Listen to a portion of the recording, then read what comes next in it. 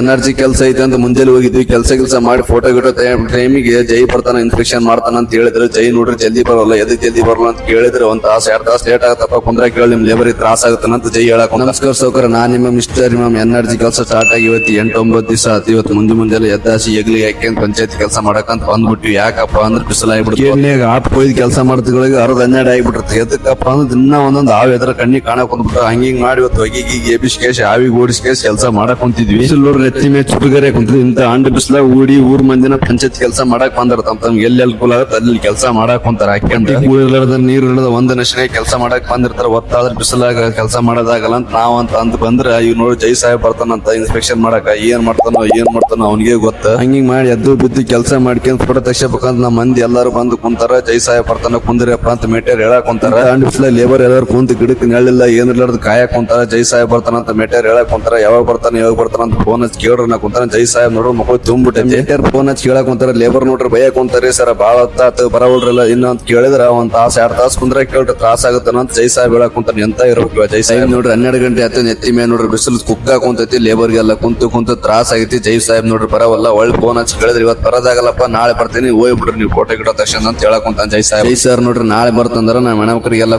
ಕುಂತು ಸಾಕಾಗೈತಿ. ನಾಳೆ ನೋಡಿದ್ರೆ ಕ್ಲಾಸ್ ತಗೊಂತಾರ. ಇವತ್ತು ಇಷ್ಟು ಸಿಗೋಣ ಮುಂದಿನ ಅಲ್ಲಿ ರೆಕಾರ್ಡ್ ನ ಫಾಲೋ ಮಾಡೋದು.